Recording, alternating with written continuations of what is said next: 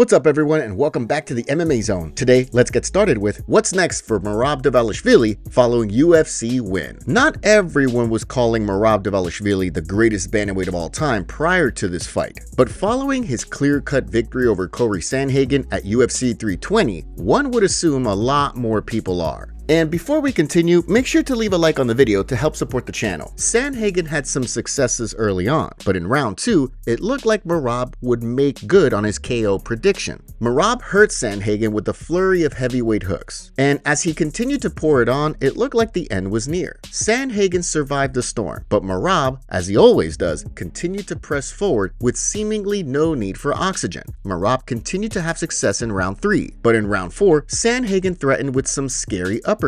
Merab ended the frame, however, on top and threatening with the In round 5, Merab's pressure and wrestling continued to rule the day, ensuring his reign as the bantamweight champ continued. Dana White came out after the fight calling Merab the greatest bantamweight champion in history. I found Merab on Looking for a Fight, and literally Matt Serra told me that night, this guy's going to be one of your greatest champions ever. It took me a while to see it, and a lot of other people, I think. Everybody always doubts him. Corey is a very, very tough guy, and wasn't the most exciting fight of the night, but Merab dominated. Merab doing what he's doing, is it easy to say that he might be the best bantamweight champion the UFC has ever had? So what's next for Merab? That's a good question. Since Merab has already defeated the top 4 ranked bantamweights, there's no obvious choice as his next opponent. Umar Nurmagomedov is one option, since he gave Merab some trouble in their January fight, but Nurmagomedov is booked to fight Mario Bautista at UFC 321. Peter Yan has won 3 straight, and Merab has expressed an interest in facing him again. But since Yan lost to Merab in 2023, it's hard to say if the UFC wants to go that route. But if the UFC does need to pad its card in December with an additional title fight, don't be surprised if the promotion gives Merab a call. Following his win at UFC 320, the Georgian star said he wants to fight one more time in 2025. Dana White teases huge UFC event in January for Paramount. Last night during UFC 320's press conference,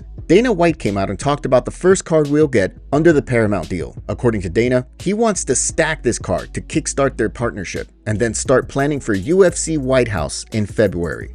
So if you look at what we're looking down the barrel of right now, we're about to go on a new network on Paramount, and we need to deliver a massive, incredible card in January. And then in February, we'll start looking at building the White House card, which I will right now tell you will be the greatest fight card ever assembled in the history of definitely this company. What's next for Jiri Prochazka following UFC win? Jiri Prochazka may not get tapped for another title shot just yet, but there's no doubt he remains one of the most electrifying fighters in the game. Prochazka faced fellow light heavyweight contender Khalil Rountree Jr. on the main card of UFC 320, and early on, it wasn't looking great for Jiri. Rountree flashed some dangerous hands early on and bested Jiri in many of the exchanges. Somewhat surprisingly, Rountree didn't throw too many leg kicks, which many predicted could pose a serious problem for Jiri. Despite that, after 2 rounds, it looked like Rountree was en route to a win, but Prochazka came out super aggressively in round 3 and fired wild and heavy shots. After blasting Rountree to the body several times, the dangerous striker started to fade. Jiri continued to press forward and mixed in nasty elbows with his assault, as Khalil did his best to return fire. Not long after, however, Jiri sent Rountree crashing to the deck. And that was a wrap. So what's next for Prochazka? After his jaw-dropping win, Prochazka called for another shot at the belt, and he also claimed that he had offered to fight Carlos Ulberg in the past, when Joe Rogan brought Ulberg up. But given Jiri is only 2 wins removed from facing Alex Pereira for the belt and losing, it would be kind of surprising if he leapfrogged past the streaking Ulberg, even if everyone would love to see Jiri fight for the title. Arman Tsarukyan doesn't see Islam Makhachev beating Khamzat in a fight. If Islam Makhachev secures the welterweight title at UFC 322, his case as the best pound-for-pound fighter on the planet will receive a considerable boost. But even if that happens, Arman Tsarukyan doesn't see Makhachev handing Khamzat Chimaev his first loss. Makhachev is booked to face the new welterweight king Jack Della Maddalena on November 15. Before his path to fighting for the welterweight title was cleared by Della Maddalena, who defeated Islam's training partner Belal Muhammad, Makhachev had talked about possibly moving up to 185. Well, currently, the man who holds the title is the aforementioned Chimaev. So in a recent interview with Aslanbek Badayev, Tsarukyan was asked to weigh in on a fight between Islam and Khamzat. Tsarukyan proceeded to make it clear he's going with Chimaev. Of course, Khamzat, their physical dimensions are completely different. When you wrestle with Khamzat compared to the guys at welterweight, it's completely different. He clamps onto you like a tick. Islam is still a lightweight by build, by weight, by everything. No matter how much he tries to gain weight now, it might even backfire on him. Maybe he'll add extra kilos that could cost him in the fight, making him tire faster. Chances are, the vast majority of people would also pick Chimaev to win this fight, given how dominant he's been, and the fact that Islam has been fighting in a division that's 30 pounds lighter. As it stands right now, however, it's hard to imagine that matchup materializing anytime soon. One fight that we could see in the not too distant future, however, is Tsarukyan versus Ilia Topuria. If Arman defeats Dan Hooker on November 22nd, it'd be pretty surprising if he didn't get tapped for a title shot. In the aforementioned interview, Arman was asked to comment on how he would do against the lightweight champ, Topuria. This is what he said. "I believe in myself. I know I won't be fighting at his range. I will be doing what I'm good at. As for his wrestling, I don't think he'll be able to defend my takedowns. I'm sure I will manage to take him down. He hits pads all day long, does boxing drills. Nobody shoots for his legs, trying to take him down. He picks nobodies as sparring partners, drops them, and everybody thinks he's kind of a supernatural fighter. I think if you brought him to a gym in Chechnya or Dagestan, any amateur would take him down and ground and pound him." While we're on the topic of Arman, last night Dana White revealed his fight on UFC Qatar will be for the #1 contender fight. Dana, earlier this week, you scheduled Arman Tsarukyan to fight Dan Hooker in November. Yeah. And will the winner of that fight become the #1 contender in the lightweight division? Will the number of that? Yeah.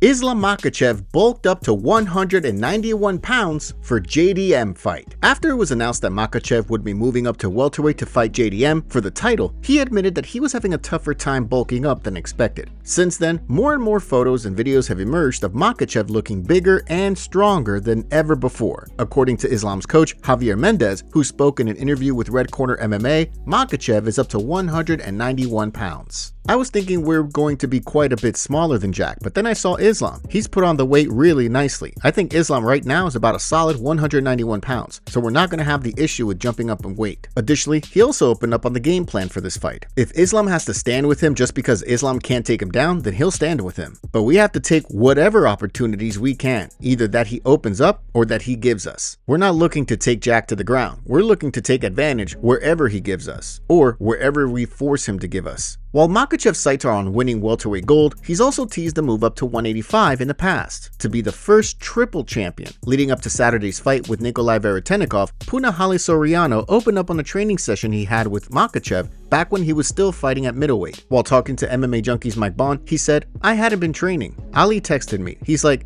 'Hey, you want to work out today?' I was like, 'Yeah, sure. I haven't been able to do that.' I go in, and it was just like me, Islam, and then this is still like 155 Islam. And I'm middleweight Puna, and he just beat the piss out of me for like the whole training. So I think he's going to be great. I think he's got a huge frame. He'll fill in just great. I think like him and Jack kind of have a similar build. I think it's going to be a great fight. With the Makhachev JDM fight rapidly approaching, it'll be interesting to see how things play out. Dustin Poirier and Nate Diaz go back and forth. Dustin Poirier has said a boxing match with Nate Diaz could draw him out of retirement. But so far, it doesn't sound like Nate's overly interested in finally facing his longtime rival. If you're an old school fan, you know that for years there's been talk about Diaz and Poirier fighting. In fact, all the way back in 2018, the stars were expected to fight, but the scrap never materialized. More recently, the now retired Poirier acknowledged he'd be interested in throwing hands with Diaz under Zuffa Boxing, but Diaz seemingly dismissed this by taking shots at Poirier on social media. "I'd beat your but you're not allowed. P.S. You're checked out already. You had your chance, you punked out. Get you some sleep, you old retired."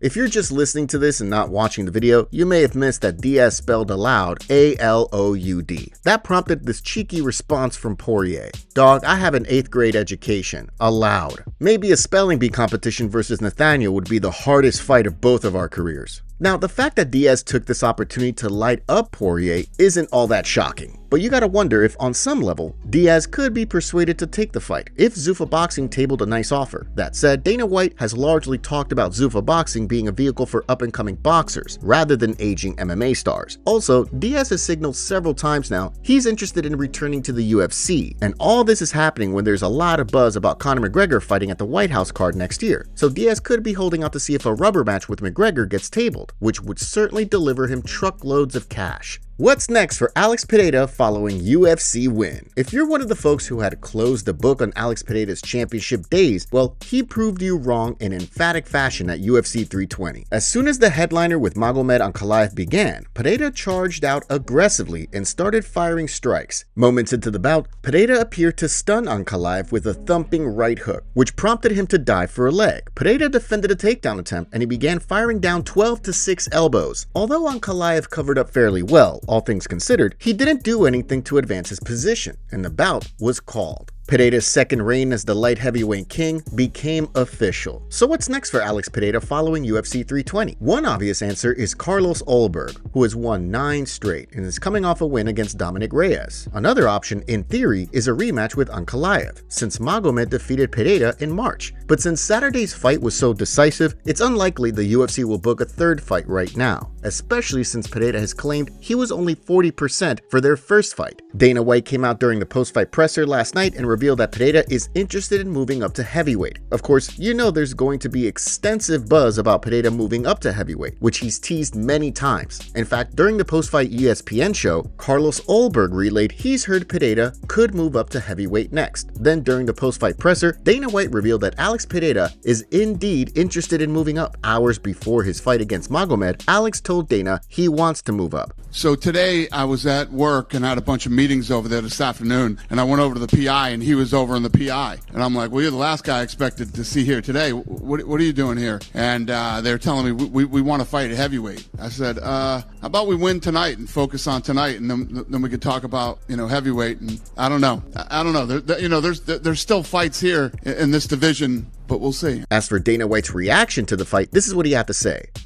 People love him. People love the way he fights, and can't be bummed out with the way he performed this evening. So during his post-fight press conference, Alex revealed that he's only interested in fighting John Jones next at the UFC White House event. When asked if he'll take a fight with the winner of Tom Aspinall versus Ciryl Gane, he said this: "No, I want a super fight. It would be at the White House against John Jones. That's a super fight." Speaking about super fights, even Khamzat is trying to throw his name in the mix, writing, "Alex Pereira, congrats. Now we need to finish our business." Who would you be interested in seeing Alex Pereira fight next? Let us know in the comments below. Alex Pereira reveals sad news on health. Well, after his huge win against Magomed, we got some bad news on Pereira. Alex Pereira was spotted backstage wearing a brace on his foot. Fans began to speculate online if he came into the fight injured, but Pereira shut down those rumors. Alex revealed in an interview with ESPN and later during his post-fight presser that he thinks he broke his foot kicking Ank's leg. He thinks he broke his toe within the first couple of seconds. He said as soon as Ank switched stances, when he kicked his lead leg, he felt his foot. At this moment, Alex isn't sure when he'll be fighting next. The doctors who looked at his foot will be able to give him a timeline, so be on the lookout for future updates. It's crazy to think how differently this fight could have played out if it had gone the distance, considering Pereira would have had to deal with a broken foot.